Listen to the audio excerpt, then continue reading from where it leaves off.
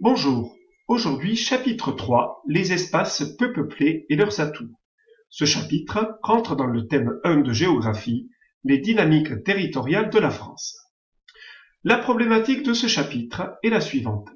Quels atouts pour les espaces peu peuplés et comment permettent-ils de compenser les contraintes de ces territoires? Leçon 1, des territoires peu peuplés, très vastes en France. Avec une densité de population inférieure à 30 habitants par kilomètre carré, les espaces faiblement peuplés en France occupent plus de la moitié du territoire national. Environ 4 millions de Français vivent dans ces espaces, allant des Ardennes au nord jusqu'aux Pyrénées en passant par le Massif central. Longtemps dominés par les activités agricoles, les espaces peu peuplés et les massifs montagneux ont connu un exode rural massif, achevé il y a environ 4 décennies. Les contraintes sur ces territoires ont donc souvent freiné leur développement.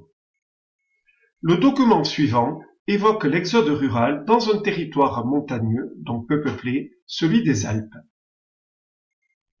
On dit dans ce document que la médiocre agriculture de montagne était impuissante à alimenter l'année entière une population nombreuse. Les départs permettaient donc de débarrasser la montagne d'un certain nombre de bouches à nourrir.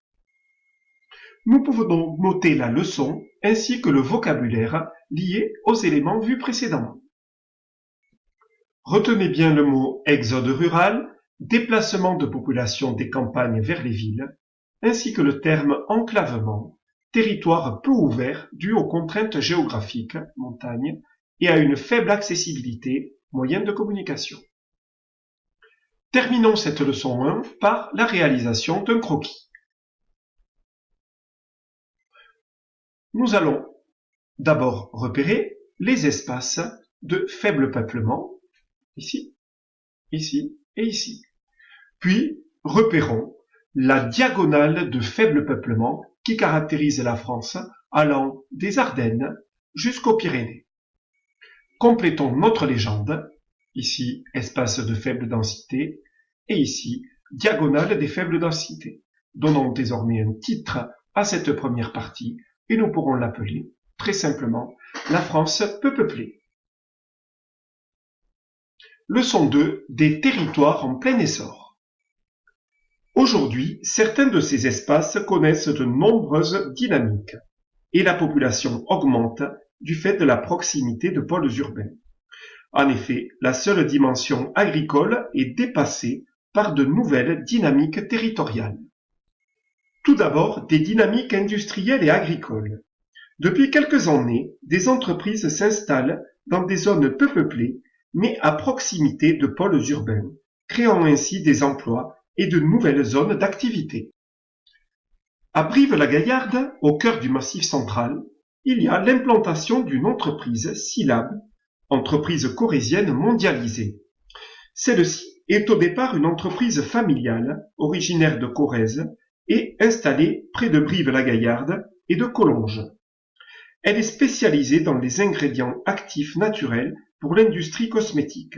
60% de son chiffre d'affaires se réalise à l'international. L'agriculture biologique et raisonnée favorise un renouveau dans ces secteurs.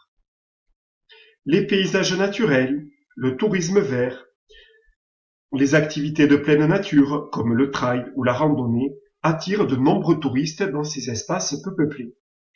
Le ski et ses stations bénéficient évidemment d'un attrait et d'un engouement particulier pour les touristes, notamment pendant les saisons hivernales. La protection de l'environnement, avec les parcs nationaux, attire de nombreux touristes qui permettent le maintien des populations dans ces zones et une amélioration de leurs conditions de vie. Par exemple, le parc national des Cévennes, au cœur d'un espace naturel exceptionnel, se prête à de multiples activités de pleine nature, randonnée, VTT, sport de rivière, découverte des grands sites naturels.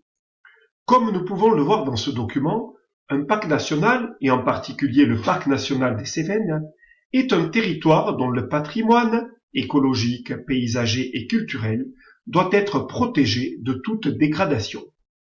Ainsi, les activités humaines sont strictement réglementées et surveillées. Enfin, les conditions d'un éco-développement durable est aussi recherchée. Reprenons notre fond de carte et repérons les différents parcs nationaux sur le territoire français. La Vanoise, le Mercantour, les Écrins, les Calanques et l'île de Porquerolles, les Cévennes donc, les Pyrénées. Notons aussi que 3 parcs nationaux sont dans les territoires d'outre-mer, celui de Guyane, de Guadeloupe et de la Réunion. Aussi, de nombreuses stations de sport d'hiver permettent le dynamisme de ces espaces peu peuplés. Repérons les stations du Massif central, du Jura, ainsi que des Alpes et des Pyrénées. Nous pouvons donner donc à ce deuxième temps de notre croquis, nous l'intitulons très simplement « Des atouts ».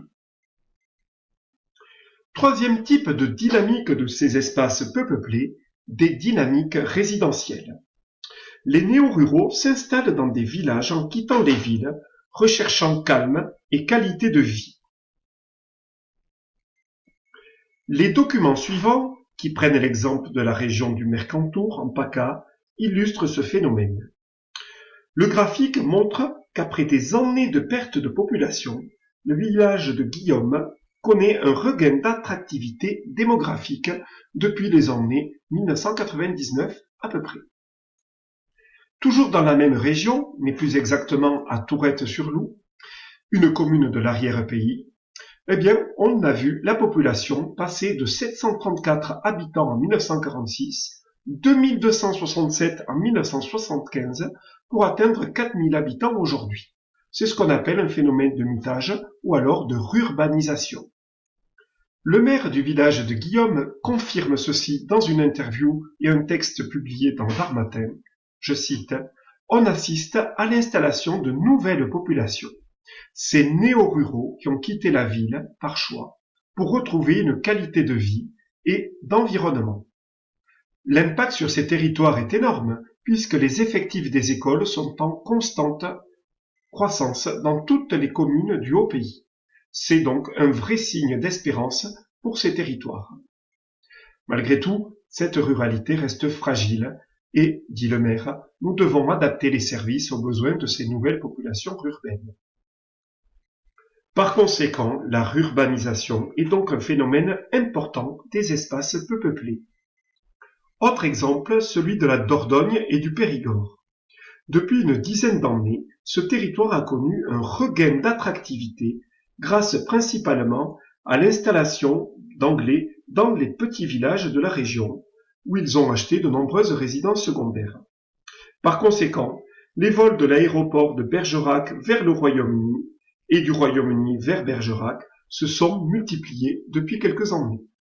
On appelle donc cette région, de manière un petit peu humoristique, le Dordogne-shire, en référence aux territoires anglais, comme le Lancashire ou Lampshire.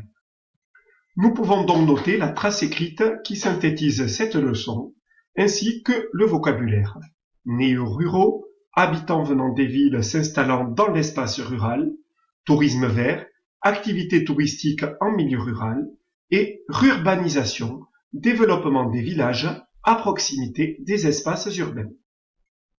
Nous pouvons donc cartographier ces différentes dynamiques avec ces flèches qui caractérisent donc l'émigration de nouveaux habitants vers les espaces ruraux, mais aussi quelques exemples de territoires ruraux devenus attractifs, par exemple le Périgord que nous avons vu, mais aussi les Cévennes et le Luberon. Leçon 3, des défis importants à relever. Ici, en illustration, la une d'un magazine, Télérama, d'avril 2016, intitulée de manière assez alarmiste « SOS Village ». En effet, si ces territoires peu peuplés retrouvent un certain dynamisme, de nombreux problèmes et faiblesses sont toujours présents. L'accès aux services de proximité, par exemple poste, commerce, pose problème. Ici, un territoire de l'Oise opposé à la fermeture d'un service de proximité, notamment la poste. L'accès aux soins pose problème avec ce que l'on a l'habitude d'appeler les déserts médicaux. Ici, la densité de médecins pour 1000 habitants, quelquefois, est très faible dans des territoires qui correspondent, si l'on revient sur notre croquis, à cette diagonale de la France peu peuplée, notamment les régions du Massif central. Mais aussi des régions loin des aires urbaines, comme le sud de la Normandie par exemple, ou les Ardennes au sud de Nancy. Un exemple ici de la désertification médicale avec un panneau à l'entrée d'un village qui recherche des médecins pour sa population. Pourtant, nous sommes à 50 km de Paris, mais l'influence de la région parisienne ne fait pas ses effets ici, où beaucoup de médecins sont à Paris. L'enclavement, les difficultés liées au transport, les contraintes de leur relief, l'éloignement des centres urbains freinent l'installation de nouvelles populations et de nouveaux services. Ici, l'exemple en Lozère, où on nous signale que la Lozère est le département français où une plus grande partie de la population est éloignée en temps de l'ensemble des services. 23% de sa population est à plus de 7 minutes de services ou équipements de la gamme de proximité, style boulangerie, école, et plus de 30 minutes de la gamme supérieure, hypermarché et lycée, contre 1,9% pour le territoire de la nouvelle région. Beaucoup de ces communes ont une population vieillissante. La déprise agricole s'intensifie et les surfaces en friche ou boisées augmentent. Ici, en illustration, une friche agricole en Normandie. L'État français et les collectivités territoriales instaurent donc une politique d'aménagement du territoire, avec la mise en place de zones de revitalisation rurale pour lutter contre la désertification des espaces les moins peuplés, mais aussi pour réduire ce qu'on appelle les conflits d'usage. Ici, la carte des zones de revitalisation rurale. En France, c'est un ensemble de communes reconnues comme fragiles et bénéficiant à ce titre d'aides de l'État. Nous pouvons donc noter le bilan de cette leçon, sans oublier son vocabulaire. Friche, terrain dépourvu de culture et abandonné, désertification, baisse importante de la population dans un espace agricole. Pour conclure cette vidéo, un schéma ou une carte mentale avec les éléments que nous avons pu observer. Les localisations des faibles densités,